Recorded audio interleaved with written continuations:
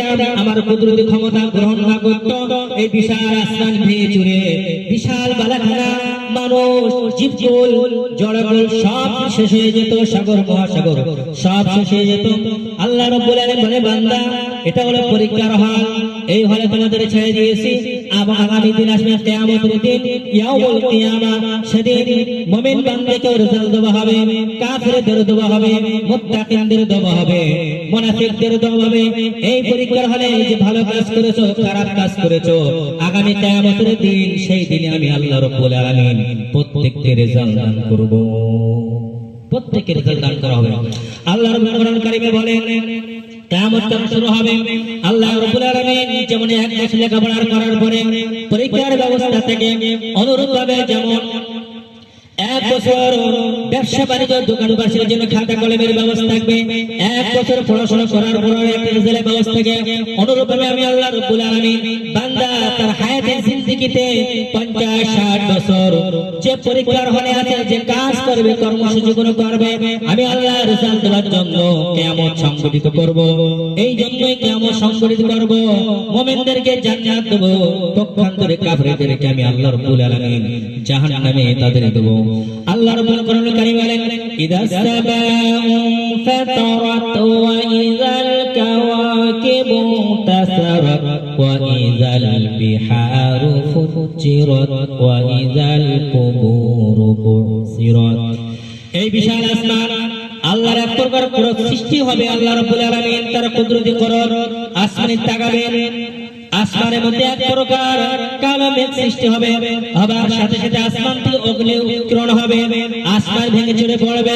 আল্লাহ বলেন সামাউ ফাতারাত ওয়া ইযাল কাওয়াকিবু তাসারাত নক্ষত্রগুলোকে বিক্ষিপ্ত ভাবে পড়বে পৃথিবীর থেকে কোটি কোটি গুণ বড় নক্ষত্র সূর্য থেকে বড় এমন নক্ষত্র আছে হাজারো হাজারো সূর্যকে হজম করতে পারে এই নক্ষত্রগুলো বিক্ষিপ্ত ভাবে পড়বে জমিনে পড়বে জমিন তো থাকবে না মহাসমুদ্র থাকবে না আল্লাহ বলেন ওয়া ইযাল কাওয়াকিবু তাসারাত ওয়া ইযাল বিহারু ফুজিরাত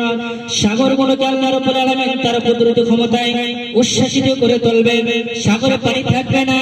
সাগরের তলদেশ ফেটে যাবে অগ্নি দাও দাও উৎকিরণ হবে সাগরের তলদেশ থেকে আগুন দাও দাও করে বার হবে ওয়া ইযাল কুবুরু বুসিরাত तमाम জমিনের নিচে যত মুর্দা আল্লাহ রাব্বুল আলামিন কবরগুলোকে উন্মুক্ত করে দেবে প্রকাশ করে দেবে সমস্ত রূহ আত্মা সেদিন প্রকাশ হয়ে যাবে আল্লাহ রাব্বুল আলামিন বলেন আমি সৃষ্টি প্রথম আসমান সৃষ্টি করেছি দ্বিতীয় তৃতীয় চতুর্থ শেষে সপ্তম যখন আমি আল্লাহ রাব্বুল আলামিন শেষ করে দেব ইয়াউমা নাতুবিস সামাআ কাতাইস সিজিল কুতুব কিতাবের পৃষ্ঠার মতো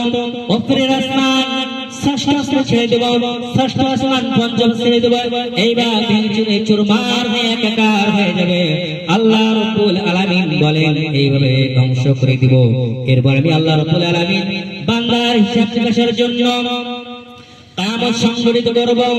ইয়াউমা ইযিন তু'রাদুনা লা তাখফা মিনকুম খাফিয়া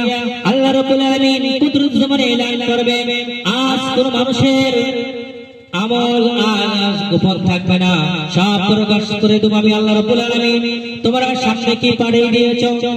আর পর্যায়ে কি রেখে এসেছো যার অর্থ হলো তোমরা কিয়ামতের জন্য এমন কি আমল তোমরা পাঠিয়ে দিয়েছো তোমাদের নামাজ রোজা হজ যাকাত ভালো কাজ কি করেছো আর কি রেখে এসেছো অর্থাৎ রেখে এসে দুনিয়ার জন্য তোমার নামাজ পড়োনি রোজা রাখোনি ভালো কাজ করোনি আল্লাহর হাবিবের সুন্নাত তরিকার উপর জীবন অতিবাহিত করোনি যে ভালো কাজ তোমার রেখে এসেছো সব আল্লাহ রাব্বুল আলামিন প্রকাশ করে দেবেন আল্লাহ রাব্বুল বলেন ফাআম্মা মান উতিয়া কিতাবাহু বিয়ামিনিহি ফায়াকুলু হাউমুকরাউ কিতাবিয়া আল্লাহ রাব্বুল আলামিন বলেন সেদিনকে মুমিনদেরকে ঈমানদারদেরকে মুত্তাকিনদেরকে আমি আল্লাহ রাব্বুল আলামিন তাদের ডান হাতে আমলনামা দেব সামনের দিকে তাদের আমলনামা দেব তারা আমলনামা পাবার সাথে সাথে বলবে ফায়াকুলু ইয়া লাইতানি লাম উতা কিতাবিয়া তাদের সঙ্গে যারা থাকবে, আপন যারা থাকবে, আত্মীয় থাকবে, সঙ্গী সাথী থাকবে, তাদের গাড়ি নিয়ে যাবে, নিয়ে যাওয়ার পরে বলবে দেখো না এটা হলো আমার আমল নামা, একটু পড়ে দেখো এটা আমার আমল নামা। সম্মানিত ভাই আমার, পার্থিব জগতে যে সমস্ত